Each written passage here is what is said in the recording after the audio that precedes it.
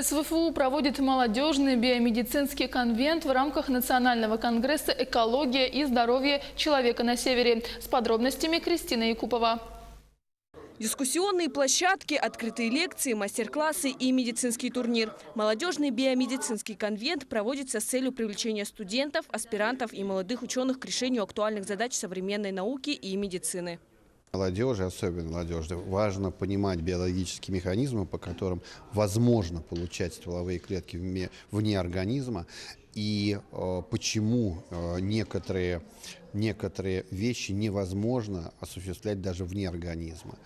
Пытался предостеречь также от поспешных неких действий по использованию стволовых клеток.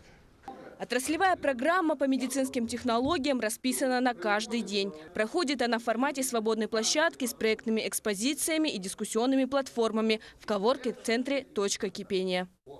Наша задача – это создавать и развивать частные проекты, посвященные актуальным проблемам медицины, биологии, природопользования. Задача – создавать жизнеспособные и конкурентоспособные проекты, которые будут представляться на дальнейшие конкурсы на получение грантов, инвестиций.